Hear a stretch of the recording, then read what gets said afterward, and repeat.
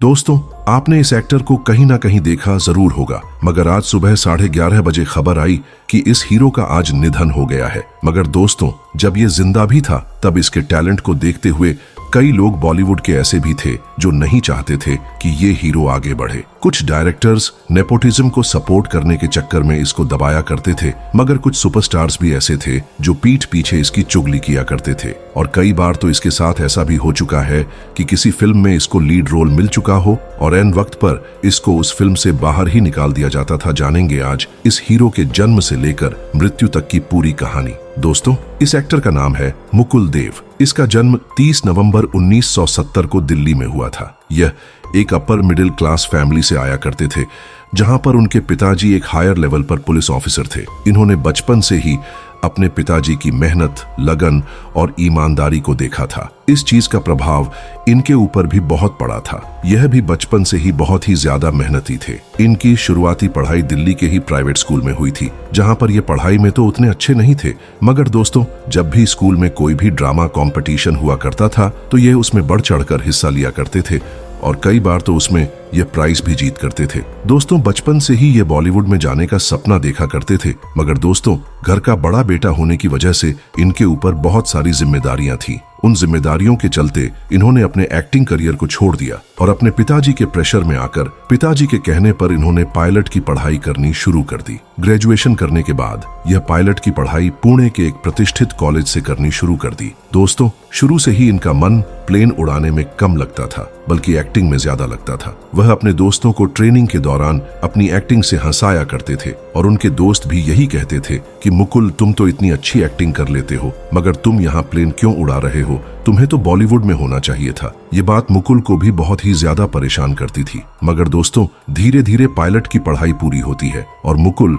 एक commercial pilot के तौर पर इंडिगो में ज्वाइन भी हो जाते हैं। 2 सालों तक प्लेन चलाने के बाद दोस्तों, मुकुल को यह एहसास हो गया था कि वह प्लेन उड़ाने के लिए नहीं बने हैं, बल्कि कुछ और करने के लिए बने हैं। जैसे तैसे करके हिम्मत जताकर वह अपने पिताजी के सामने जाते हैं और उनसे कहते हैं कि मैंने पायलट की नौकरी छोड़ दी है। मैं एक बंद कॉकपिट में हवाई जहाज नहीं उड़ाना चाहता हूँ, बल्कि मैं खुले आसमान में एक्टिंग करना चाहता हूँ और आपका नाम पूरे दुनिया और बॉलीवुड में रोशन करना चाहता हूँ। दोस्तों, मुकुल के सामने उनके पिताजी झुक जाते हैं। इसके बाद दोस्तों, Mukul full time of Bollywood में आ चुके थे। जैसे तैसे हाथ पैर मारने के बाद सन 1996 में उन्हें दस्तक नाम की फिल्म में एक लीड रोल करने का मौका मिलता है। यह उनकी पहली फिल्म थी और अपोजिट में सुष्मिता सेन थी, जो कि उस समय की मिस यूनिवर्स का टाइटल जीत चुकी थी। इस फिल्म की शूटिंग 6 महीना तक चलती है, जिसमें मुकुल अपना तन, मन, धन सब कुछ लगा देते हैं। मगर दोस्तों, जब यह फिल्म बॉक्स ऑफिस पर रिलीज हुई तो यह फिल्म बहुत ही बुरी तरीके से फ्लॉप हो गई।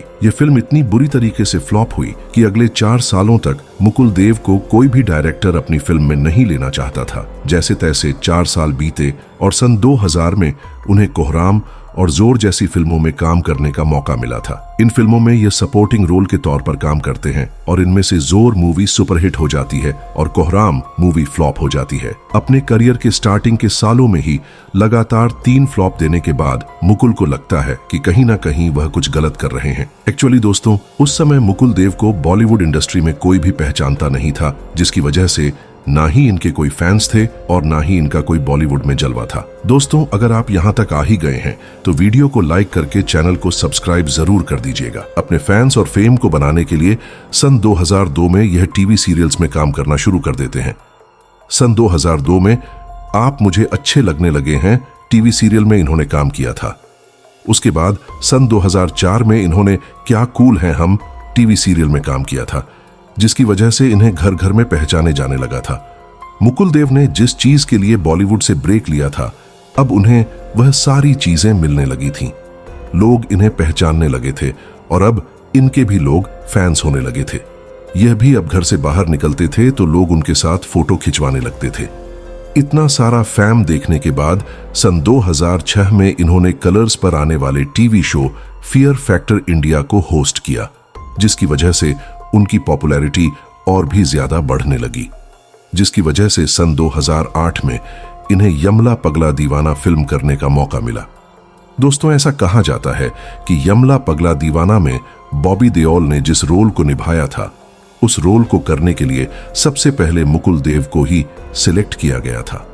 मगर धर्मेंद्र और सनी देओल के प्रेशर की वजह से डायरेक्टर पीछे हट जाता है और मुकुल देव को उस रोल से हटाकर बॉबी देओल को वह रोल दे देता है। दोस्तों, ये कोई हैरानी की बात नहीं है, क्योंकि बॉलीवुड में ऐसा होता रहता है। बॉलीवुड में हमेशा से ही आउटसाइडर को धक्के खाने पड़ते हैं और जो नेपोटिज्म किड्स होते हैं उन्हें आसानी से फिल्में मिल जाती हैं। जैसे तैसे करके इस फिल्म की शूटिंग खत्म होती है और यह फिल्म जब बॉक्स ऑफिस पर रिलीज होती है तो सुपर डुपर हिट हो जाती है। इस फिल्म में मुकुल देव को लोगों ने बहुत ही ज्यादा नोटिस किया था, खासकर वह लोग जो इनके टीवी सीरियल्स को देखा करते थे। फिर सन 2011 में सन ऑफ सरदार मूवी आती है जिसमें इन्हें लीड विलन का रोल मिला था।